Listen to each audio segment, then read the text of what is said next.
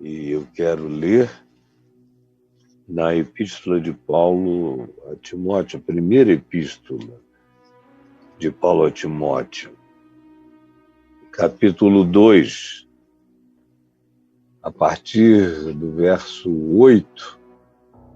E antes que eu leia, eu devo dizer que Paulo estava preso. Esse aqui foi, muito certamente, o último ano da existência de Paulo.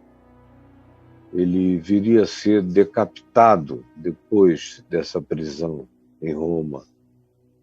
Iria, juntamente com outros, como Pedro, que morreram no mesmo ano. E ele tem a sua cabeça retirada fora. É uma ordem do imperador Calígula.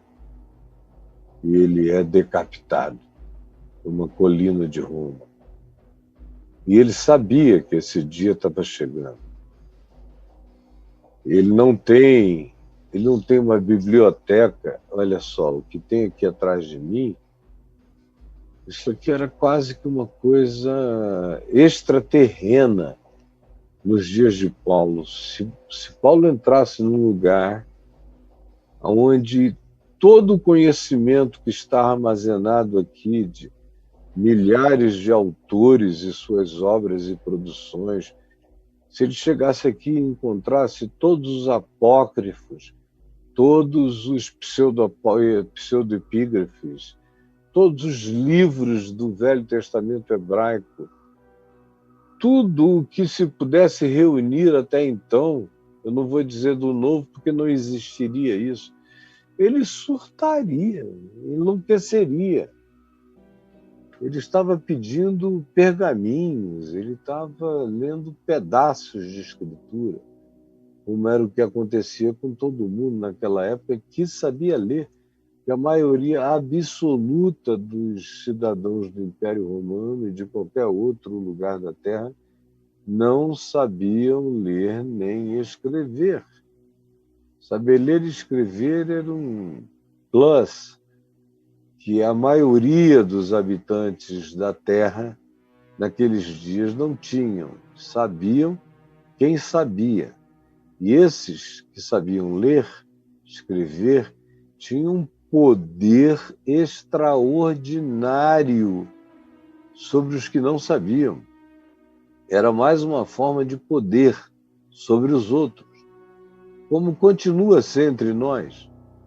Quem tem mais cultura, tanto mais quanto tenha, especialmente se souber ler e escrever num ambiente onde ninguém sabe, dita as regras e tudo que fala parece ser verdade. Pois bem, eu estou dizendo isso apenas para dizer que Paulo não tinha acesso a nada disso. Nada disso existia, era uma raridade. Ele estava longe, estava preso, ele estava sem direitos. Você já esteve preso? Para saber como é que é a dieta, saber que você, dependendo no Brasil, por exemplo, na maioria dos presídios, só pode usar branco, raspam logo a tua cabeça. Tem um monte de coisas que são impostas. E acesso à leitura era uma coisa dificílima. Lá está ele aqui. Não existiam os evangelhos. Mateus, Marcos, Lucas, João, Atos dos Apóstolos. Nada disso. E as cartas de Paulo, que ele eventualmente já tinha o desejo de produzir, de escrever, ainda estavam na mente, ou não tinham ainda encontrado a ocasião própria para, pela provocação, pela demanda, pela necessidade, virem a ser escritas. E essa é uma das cartas mais antigas do Novo Testamento.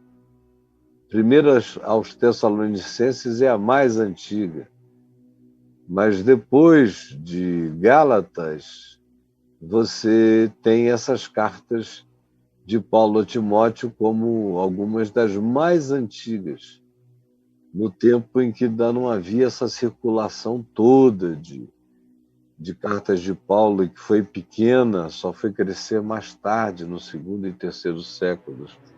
O fato é que ele está no fim da vida, ele sabe que o ocaso chegou, ele está vendo o crepúsculo da existência dele. A maior parte dos apóstolos já não estavam lá, os que tinham tido mais significado estavam desaparecendo. João morava longe nesse tempo, estava em Éfeso, naquela região, depois é que ele foi para a ilha de Pátimos. Mas para Paulo há um grande ocaso aqui, ele se aproxima de uma twilight zone em relação à qual ele não sabe o que acontecerá, ele tem esperança sincera em Jesus, que nada vai parar o fluxo do Evangelho.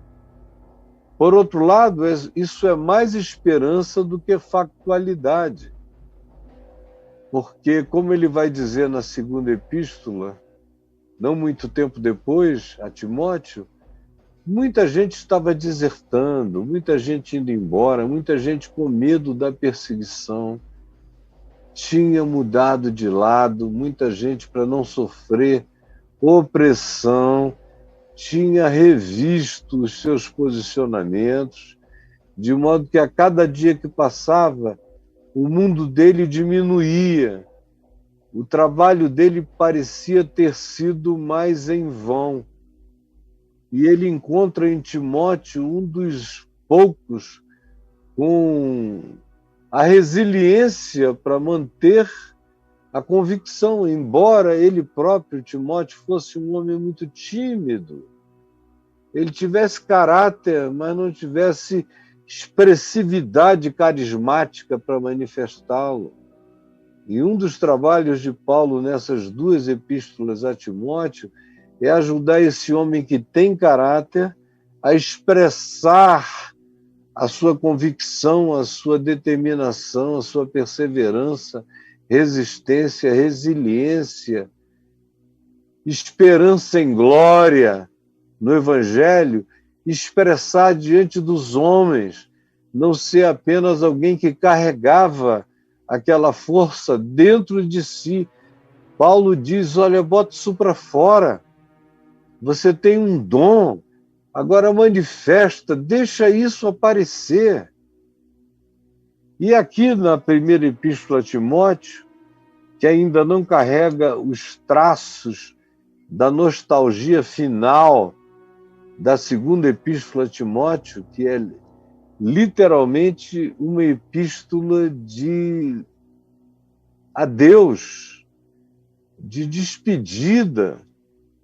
Paulo está dizendo a ele que ele era um dos últimos dos moicanos, Timóteo, e que ele não tivesse medo de ser. Ao contrário, que o coração dele colocasse para fora todas as suas convicções e não tivesse medo das consequências, nem se envergonhasse desse que é o seu pai na fé e que estava em cadeias, prisioneiro, por causa de Jesus. E ele diz várias vezes a Timóteo, não te envergonhes de mim, nem do Evangelho, porque uma coisa estava vinculada à outra. Não existia nem a possibilidade do engano que se tem hoje em dia. O cara diz, não, eu não quero nada com Paulo, mas eu tenho o Evangelho comigo. Aí ele mostra, dentro da Bíblia, 4 livros. Isso não tem nada a ver com a realidade do que Jesus e os apóstolos chamavam de Evangelho. O Evangelho não eram 4 livros, nem era o Novo Testamento. O Evangelho era a vida de Jesus Era o ensino de Jesus, era a prática de Jesus, e era o narrar e o interpretar e o aplicar dessa fala, desse ensino, dessa vida, dessas práticas feita pelos apóstolos às outras comunidades, porque Jesus não deixou um Alcorão, não deixou um livro, não deixou uma Torá, não deixou nada disso. Ele deixou só o coração, só a memória, só a gratidão, só a ternura, só a conversão. Não tem nada mais louco do que isso, de alguém dizer que a palavra dele nunca mais seria esquecida e não deixa nada escrito, não faz provisão, não dá um mandamento dizendo escrevam tudo que eu fiz, disse, falei e como eu fui e me manifestei. Não. Ele simplesmente imprime isso no coração das pessoas que andaram com ele, imprime. Era uma experiência, era um tocar, como diz João na primeira epístola, nós pegamos, nós vimos, nós tocamos, nós sentimos o cheiro, nós sensorializamos a experiência da palavra de Deus manifesta no verbo da vida, que é Cristo Jesus, nós provamos. E é essa mesma experiência tátil, sensorial, existencial, que nós queremos igualmente que vocês tenham. Embora ele estivesse falando com um grupo que não tivesse tido acesso ao Jesus histórico, um grupo de uma terceira geração já. E ele diz, eu quero que vocês igualmente tenham comunhão com o Pai e com o seu Filho Jesus Cristo, como nós tivemos. E com isso ele diz que Jesus tinha deixado a realidade de que a experiência do Evangelho não teria que ser uma experiência de memorização de nada, mas de memorização de Jesus. Fazei isto em memória de mim. Fazei isto em memória de mim. Não era comer o pão, era comer a carne, o sangue de Jesus. Era absorver Jesus, como Jesus diz em João 6. Era beber do sangue de Jesus, como ele diz em João 6. Era virar um pequeno Cristo. Era assimilar a natureza de Deus, como Pedro diz. Era ser carregado por essa semente divina, como João afirma, ter a semente de Deus em si. Era nascer de novo, era ser regenerado, era ser um recriado, como Paulo diz, é ser uma nova criação, uma nova criatura. É com isso que Jesus conta, com a manifestação dele eclodindo nas pessoas, porque ele não está dando um ensino de sabedoria para as pessoas memorizarem. Ele está vivo, ele diz, olha, eu vou voltar. E ele volta, não depois de milênios, mas 3 dias depois, lá está ele. E lhes dá mandamento através do Espírito Santo durante 40 dias, aparecendo com eles, comendo e bebendo com eles.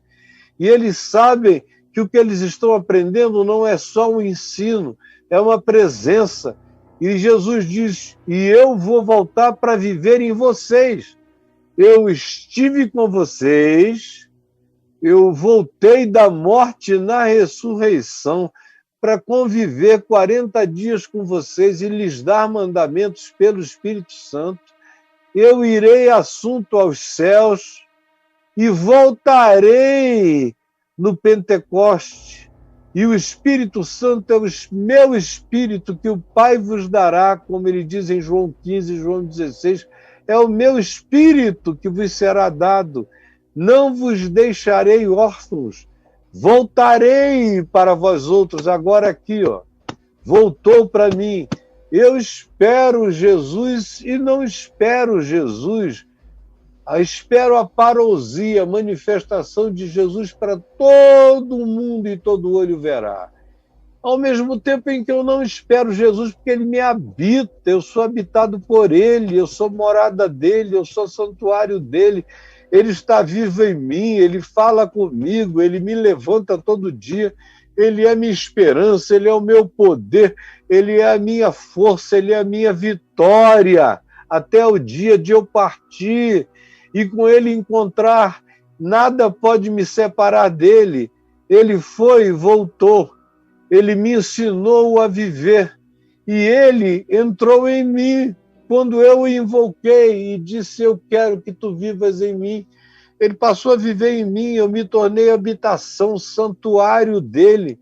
Cristo vive em mim, por isso nada me falta. O Senhor me habita, por isso nada me faltará. Ele me faz repousar em pastos verdejantes, ele me guia para moradas de descanso, ele me leva e me toma e me conduz pela vereda da justiça. Ele é aquele que, mesmo que eu atravesse o vale da sombra da morte, está comigo. Eu enfrento inimigos, adversários, oposições, oponentes, satanases, enquanto bebo o cálice da alegria. Tchim-tchim, tchim-tchim, com Jesus que está comigo, nunca me deixou, e a bondade e a misericórdia me seguirão por todos os dias da minha vida, até que eu entre na morada eterna. Então, não existe essa coisa de estar separado de Jesus. Eu, desde que encontrei o Evangelho, nunca andei separado de Jesus. Nem quando todo mundo pensou que eu estava, eu jamais estive. Ele sempre esteve comigo. Ele disse: aquele que vem a mim, ninguém o arrebatará das minhas mãos. Aquele que vem a mim, eu jamais o lançarei fora. Jamais. Eu sou dele. E onde é que ele mora? Ele mora sentado à direita do Pai, tanto quanto à direita do Pai também é um lugar de entronização no meu ser. Eu espero que ele venha para o mundo inteiro, mas enquanto ele não vem para o mundo inteiro, ele me habita, está aqui vivo em mim. Ele não é um conjunto de ensinos, ele não é uma doutrina em mim, ele é presença real, viva, com poder, com convicção, com segurança. E desculpe uma introdução tão longa, dá vontade até de parar aqui e dizer tchau, acabou, bye bye, tá bom por hoje. Mas eu vou ler ainda aqui na segunda epístola de Timóteo, segunda epístola, Braulio, corrige aí, bota número 2 na frente. Na segunda epístola de Timóteo, eu vou ler no capítulo 2, não é na primeira epístola, é na segunda epístola de Timóteo. Capítulo 2, verso 8. Aqui Paulo, preso, com fome, com sede, com frio, abandonado, traído, largado por todo mundo. No ocaso, no crepúsculo das esperanças humanas, está Paulo aqui, ele diz: todos me abandonaram, somente Lucas está comigo. E diz a Timóteo: vem rápido, vem correndo, traze a minha capa que eu esqueci em Troade, na casa de Carpo, traze os livros, vem logo, está frio, eu estou só, entediado, triste, traído, abandonado, e sofri todo tipo de traição de gente que era discípula. Vocês não podem nem imaginar como meu coração ficou aturdido, solitário, angustiado, mas Jesus está comigo, o Cristo vivo me habita. Mas vem logo, meu amigo, meu filho na fé, vem logo me socorrer. Então ele diz na segunda epístola, capítulo 2, verso 8 em diante: lembra-te de Jesus Cristo, ressuscitado dentre os mortos. Ouça isso. Olha, como eu disse no início, não tinha Marcos, Mateus, Lucas, nem João na ordem que foram escritos. Paulo não sabia que tinha um livro que seria escrito, metade do livro sobre ele, mais da metade, 2/3, Atos. Não sabia que as cartas dele iriam virar escritura colocada em pé de igualdade com os textos do Velho Testamento. Não sabia de nada disso. Ele só era um homem da fé e da paixão. Ele não estava pensando que uma biblioteca iria fazê-lo imortal aos sentidos dos cristãos. Não. Ele está lidando com o dia de hoje, crendo que o milagre de hoje alimentaria o milagre no coração de outro alguém amanhã, e de outro alguém amanhã, e de outro alguém amanhã, e de outros mais amanhã, como ele diz aqui no início do capítulo 2, onde ele diz: Tu, pois, filho meu, fortifica-te na graça que está em Cristo Jesus, e o que de minha parte ouviste, através de muitas testemunhas, tu não só ouvistes, mas tantos outros testemunharam a mesma coisa que tu ouviste da minha parte. Isso mesmo, com a consubstanciação do que tu ouvistes em mim, com a adição do testemunho daqueles que ouviram a mesma coisa e disseram essas verdades para ti. Não tinha nada escrito até aqui, tudo é palavra, tudo é apenas a apreensão da convicção da sinceridade do outro. Tudo isso que tu ouviste, através de muitas testemunhas, isso mesmo, a mesma coisa, sem mudança, transmite essa palavra, sem alteração, a homens, mulheres fiéis, também idôneos, de caráter como tu és um homem de caráter. Escolhe gente de caráter, não é gente que tem um carisma maravilhoso, tem uma capacidade de comunicação extraordinária, mas que não tenha caráter, não serve. É melhor ter gente de caráter que não saiba se comunicar, mas saiba guardar o conteúdo do evangelho inalterável. Então, homens idôneos e mulheres idôneas com capacidade de instruir a outros. Faze isto. É mais adiante, no verso 8, que ele diz: lembra-te de Jesus Cristo. Lembra-te de Jesus Cristo. Parece assim um conselho desnecessário, né? Mas a cada dia que passa, eu não encontro nada mais pertinente. Lembra-te de Jesus Cristo. Ele não tinha nenhuma escritura para ler. Ele não tinha nenhuma memorização estática, escrita, codificada, para manter o conteúdo do que Jesus ensinou diante dele. Ele não tinha. Só essa carta, que ele jamais imaginou que iria virar um texto de uma escritura, era só um ato de preocupação pastoral, paterna, de um cuidado enorme para com a vidinha dele, era uma expressão de amor. Você está pensando que escrever uma carta assim era uma coisa fácil na antiguidade?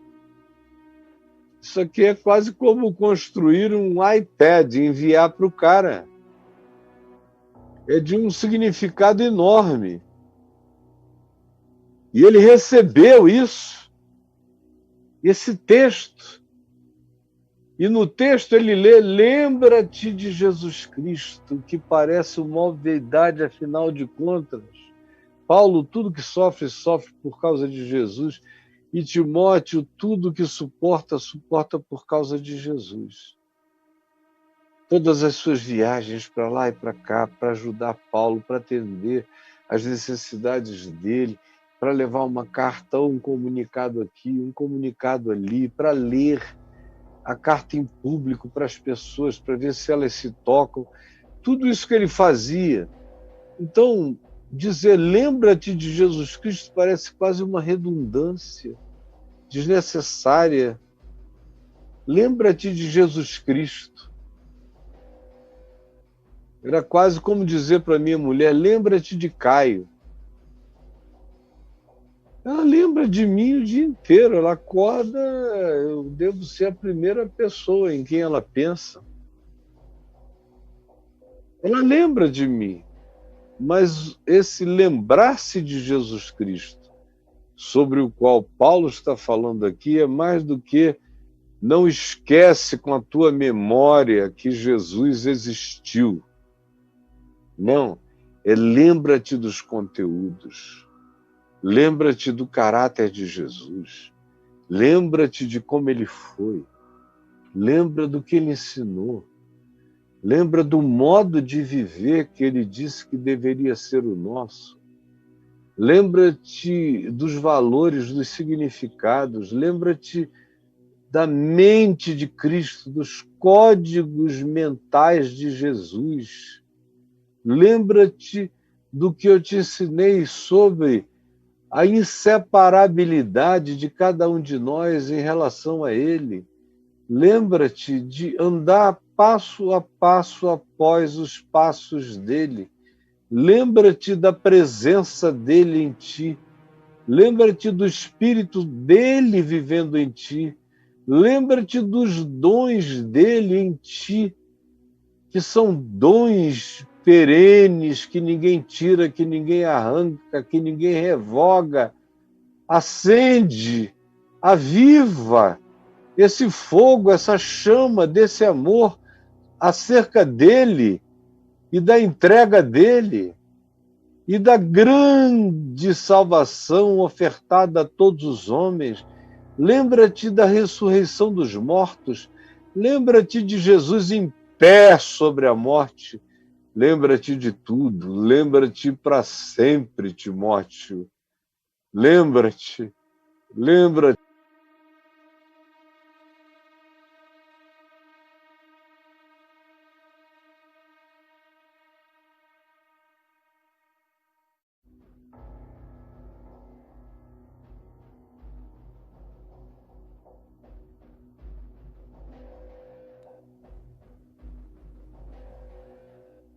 Lembra-te. Lembra-te, Timóteo. Lembra-te de tudo isto. Não te esqueças de nada.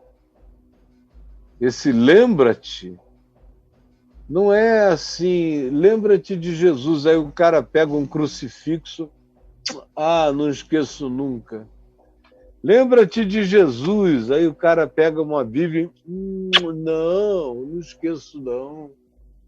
Lembra-te de Jesus, aí o sujeito pega a água ungida lá do culto que ele foi, não está aqui. Lembra-te de Jesus, não era isso. Lembra-te de Jesus. Como é que eu posso me esquecer? Milhares de livros aqui e ali, para todo lado, sobre Jesus. Quase não tenho livros que não sejam sobre Jesus. Como é que eu posso me esquecer? Não era disso que ele estava falando, nada disso existia, nada disso importava. Ele está falando, lembra-te da tua experiência de fé, aviva, lembra-te do que eu te ensinei, guarda, transforma isso em carne, em sangue, dentro de ti. Lembra-te dos pensamentos de Jesus, dos valores, dos significados, lembra-te, pratica, bota o pé em cada passo e lembra-te da esperança que a presença dele em ti te dá acerca do fato de que nada vai poder te matar. Você passou da morte para a vida, você não verá a morte. Lembra-te de Jesus Cristo, lembra-te do Evangelho, é o que Paulo está dizendo. Dizer lembra-te de Jesus é dizer lembra-te do Evangelho. Lembra-te do Evangelho. e de tudo que Jesus encarnou, de tudo que Jesus ensinou. Não é uma memória sobre uma figura histórica, é uma memória sobre Deus em nós, a presença do Evangelho, mudando a nossa consciência, regenerando o nosso ser, fazendo-nos nascer de novo. Isso significa lembra-te de Jesus Cristo, lembra-te de Jesus Cristo. E lembra-te de Jesus Cristo de uma maneira absolutamente especial, ressuscitado de entre os mortos. Em pé, como Maria Madalena o viu, limpando as lágrimas, voltou-se e viu Jesus em pé, em pé, em pé, fora da morte, a morte sob os seus pés, olhando, viu Jesus em pé. Lembra-te de Jesus em pé, vitorioso sobre a morte. Não esquece disso, Timóteo. Lembra-te de Jesus ressuscitado, lembra-te de Jesus da descendência de Davi, o Jesus da esperança, esperança que vem desde sempre, esperança de Adão, esperança de Abel, esperança de Lameque, pai de Noé, esperança de Enoque, esperança de Enos, que passou a invocar o nome do Senhor, esperança de Noé, que construiu a arca, esperança de Sem, esperança de Abraão, esperança de Isaac, esperança de Jacó, esperança de Josué, esperança de Samuel, esperança dos juízes, esperança de Davi, filho de Jessé, esperança de Isaías, cerrado pelo meio, esperança de Jeremias, abandonado, tratado como traidor, esperança de Ezequiel, marginalizado pela religião, morto, esperança de todos os profetas, tratados e mortos pelo status quo religioso, por causa da esperança que tinham em algo maior do que o templo, maior do que a religião, maior do que Israel, maior do que tudo. Lembra-te, lembra-te, lembra-te de João Batista, lembra-te de José, lembra-te de Maria, lembra-te de todos esses que carregaram a fé até o dia de hoje. Lembra-te de Tiago, irmão de João, decapitado nos dias de Herodes. Lembra-te de Estevão, apedrejado por essa fé. Lembra-te dos muitos que foram sacrificados recentemente pelo capricho dos imperadores enlouquecidos. Lembra-te, lembra-te, lembra-te. Lembra-te. E lembra-te de mim, que posso ser entregue ao leão ou a qualquer forma de morte a qualquer momento. E lembra-te que eu não estou chorando, que eu não estou lamuriando e que eu não estou com medo, porque eu sei que o reto juiz já reservou para mim uma eterna coroa de glória que está preparada para mim, e não somente para mim, mas para todos quantos amam a sua vida. Lembra-te que eu combati o bom combate, completei a carreira, guardei a fé. Lembra-te que já agora a coroa da justiça me está guardada, a qual o Senhor, o reto juiz, me dará naquele dia, não somente a mim, mas a todos quantos amam a sua vinda. Lembra-te, não te esquece, de que vale a pena ter a raiz no chão dessa esperança messiânica, que se manifestou a nós, que não foi um malogro que nós vimos, pegamos e tocamos. Lembra-te disso. Todo dia da tua vida, lembra-te. E guarda isso no teu coração. porque esse é o meu evangelho, pelo qual estou sofrendo até algemas, como se eu fosse um malfeitor, um bandido. Por causa do evangelho, sou tratado como um bandido por causa do evangelho, como um malfeitor, mas não faz mal. Lembra-te de Jesus Cristo e esse ressuscitado. Vale a pena pagar o preço, vale a pena ser objeto de blasfêmia, mas não voltar atrás e anunciar a Jesus Cristo e esse ressuscitado. Contudo, eu mesmo tratado como se eu fosse um malfeitor por causa do Evangelho de Jesus, lembra-te do fato simples que a palavra de Deus, todavia, não está algemada. Livre, livre. Milhares estão sendo alcançados por essa palavra genuinamente apostólica do Evangelho, chegando ao coração de milhares, eles estão se convertendo sem saber nem explicar por quê, exceto pelo fato de que o coração lhes ardeu quando eles viram que era a palavra do Evangelho, que era Cristo falando através de uma pessoa que eles tinham visto apenas como malfeitor, blasfemo e marginal. Todavia, a palavra de Deus não está presa, ela está solta e não tem ninguém que possa segurá-la, absolutamente ninguém. Não está algemada. Por esta razão, tudo suporto por causa dos eleitos. Ele diz a Timóteo, eu aguento, qualquer coisa que venha, pode vir mais, eu estou aqui. Pode ser insuportável, que Deus vai me fazer suportar.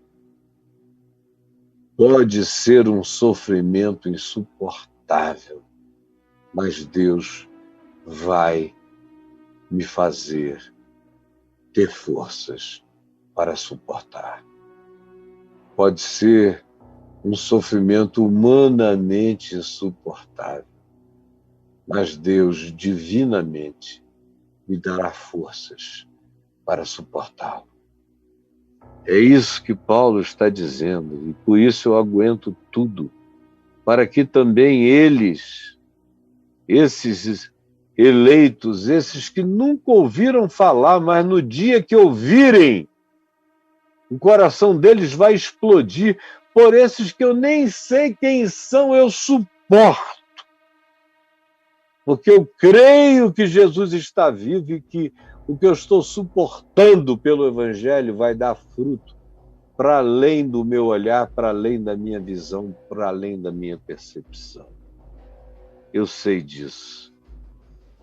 Eu sei que eles vão ficar grávidos dessa glória eterna que hoje me engravida o coração em Cristo Jesus. Paulo diz, por quê?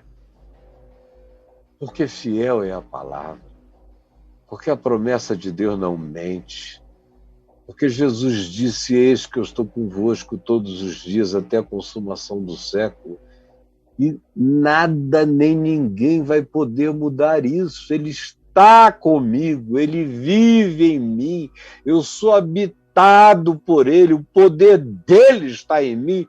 Você sabe e sente isso, que ele vive dentro de mim e que o Evangelho em mim não é um livro. O Evangelho em mim é palavra, é energia de Deus, é dunamis de Deus, é poder de Deus para aguentar, para suportar, para gemer glorificando em nome de Jesus até o último dia, porque o Senhor, o reto juiz, já me mostra a coroa de glória que me está reservada, não somente a mim, mas a todos quantos amam a sua vida. Por esta razão, tudo suporto. por causa dos eleitos, para que também eles obtenham a consciência dessa grande salvação que está em Cristo Jesus, com eterna glória para todo aquele que crê. Fiel é a palavra. Ela não mente, ela não volta atrás, ela não tem adendos, não tem cláusulas a serem adicionadas e nem tem mandamentos a serem suprimidos. Ela é a palavra fiel, imutável e eterna. Sabe por que a palavra é fiel? Porque a palavra é Jesus. E quem é que vai amputar um dedo de Jesus, um braço de Jesus, uma perna de Jesus? Tem gente tentando tirar a cabeça de Jesus e botar a deles, tirarem o coração de Jesus e colocarem o coração torpe deles, fazendo cirurgias em Cristo. É o que a religião faz de geração em geração, cirurgias em Jesus. Agora nós temos um Jesus que mudou de coração, o coração dele só sente vontade de dinheiro, de poder, de fama, de glória. Esse é o Jesus que teve o coração transplantado pelo coração da teologia da prosperidade, pelo coração dos coaches da prosperidade, pelo coração dos pastores do poder, dos pastores da glória terrena. Mas fiel é a palavra. Eles alteraram quem eles eram, se alteraram, se tornaram seres frankensteinizados. Jesus, todavia, continua o mesmo. Lembra-te de Jesus Cristo inalterável, o evangelho dele, que ressuscitou de entre os mortos. Lembra-te que a palavra é fiel e não será mudada. E ai daquele que a alterar para além, o alterar para quem? O evangelho é inalterável, a palavra é fiel. E ela nos garante que se já morremos com ele, e eu morri com Cristo. Quando ele morreu, eu aceitei morrer com ele. Meus pecados morreram com ele, minhas culpas morreram. Eu não tenho nada a pregar lá agora. Ah, meu Deus, ficou faltando isso, está tudo lá. Está tudo lá. E o que estava em mim agora está nele. E eu estou limpo de tudo o que esteve em mim e está nele. Tudo. Eu morri com Cristo. A lei que me oprimia morreu com Cristo. E eu, com ela, morremos com Cristo.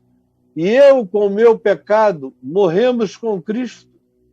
E eu, com tudo quanto pudesse ser manifestação de tortuosidade do meu ser, fomos pregados em Cristo Jesus, como Paulo diz aos Gálatas, que ele estava crucificado com Cristo, e eu também. E eu também. Com a mesma convicção de Paulo, eu também estou crucificado com Cristo. E a minha glória é a cruz, pela qual eu estou crucificado para o mundo e o mundo para mim. Essa é minha glória, essa é minha vitória, essa é a minha fé em Jesus Cristo que vence o mundo. Eu sei disso, fiel é a palavra. Quem vai mudar esse fato? Que já está feito e consumado, declarado por Jesus, está pago, realizado, consumado, tetelestai. Eu venho gritando há 48 anos, desde que eu aprendi que está consumado. Era a palavra tetelestai no grego. Eu, menino, lá em Manaus, comecei a gritar para todo lado, em todos os lugares, tetelestai. Tetelestai. Está pago, está consumado, tudo foi levado na cruz. Se já morremos com ele, também viveremos com ele. Eu morri com ele, portanto, eu ressuscitei com ele, eu estou vivo, ressurreto com ele. Se perseveramos, também com ele reinaremos. É na vossa perseverança que ganhareis as vossas almas.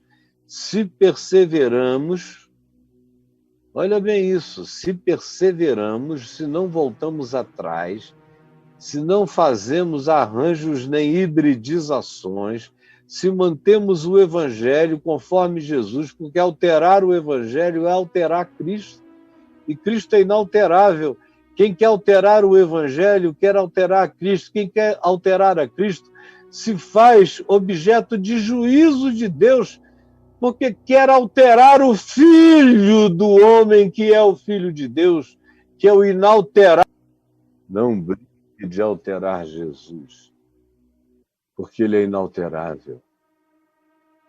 O Filho de Deus, que é o Filho do homem, é inalterável, não brinque disso. Há milhares de pessoas brincando de fazer mudanças em Jesus, conforme o interesse da hora, conforme o que eles creem que podem obter, e é uma quantidade brutal de pessoas brincando disso. Não faça isto. Porque quem quer alterar Jesus faz uma alteração no processo da sua vida.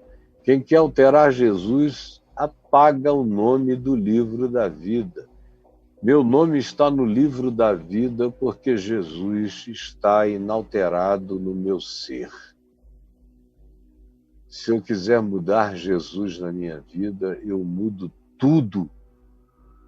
E eu não quero mudar tudo. Se eu mudar, mudarei contra mim, porque o Cristo que me salva é inalterável. Essa é a palavra. Se perseveramos, também com ele reinaremos. Se o negamos, ele, por sua vez, nos negará. Se eu digo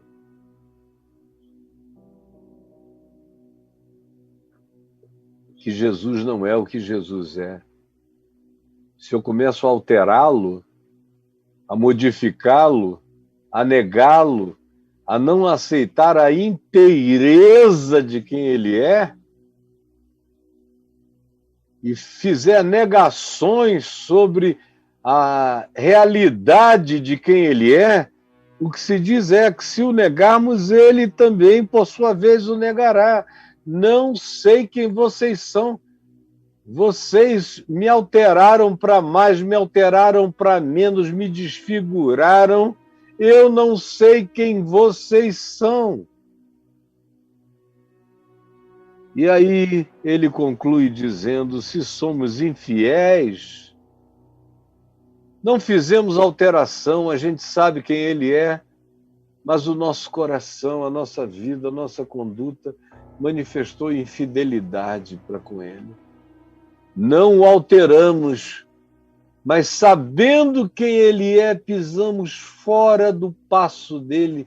O chamado é para segui-lo, mas eu dei passos para fora das pegadas eternas do Evangelho. Eu fui infiel para com o caminho, eu fui infiel para com a minha consciência. Se fomos infiéis, ele, todavia, permanece fiel, porque não pode negar-se a si mesmo. Essa, para mim, é uma das coisas mais chocantes do Evangelho. Não mude, não altere, não brinque com ele. Não queira fabricar um Cristo à sua imagem e semelhança, como tem tanta gente fazendo, como a maioria absoluta passou a fazer. Não faça isso. Mas se você, sabendo a verdade, conhecendo a verdade e amando a verdade, todavia foi infiel, agiu, às vezes até a revelia contra a sua própria consciência da verdade, ou mesmo que não tenha sido, que tenha sido uma escolha, mas você não tentou alterar Jesus, você disse, seja Deus verdadeiro e eu mentiroso, mas não alterou o Evangelho para adaptá-lo às conveniências dos seus interesses e dos seus caprichos momentâneos, se diz algo louco sobre isso. Se o negarmos, ele, por sua vez, nos negará, que é se o alterarmos. Se formos fiéis, se não o alterarmos, mas se formos infiéis ao que nós sabemos que ele, todavia, apesar disso, permanece fiel, não muda, não desapaga o meu nome, não me esquece, não diz, esse cara aí foi tão íntimo meu, agora eu estou de mal com ele, não sei mais nem quem ele é. Não, ele permanece fiel. Digam aos meus discípulos e a Pedro que se dirijam a Galiléia e lá me verão. Ele foi infiel, ele negou que me conhecia, mas ele não negou quem eu era. Por isso saiu e chorou amargamente. Digam a ele para ir para Galiléia. Lá ele me verá, ele faz parte, eu não o tirei de nada.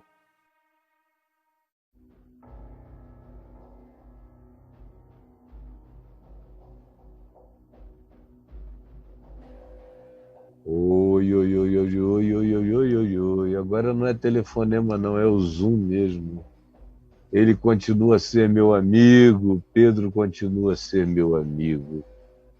Se somos infiéis, ele todavia permanece fiel, pois de maneira nenhuma pode negar-se a si mesmo. Eu gosto mais desse de maneira nenhuma. Isso aqui me deu uma segurança a minha vida inteira.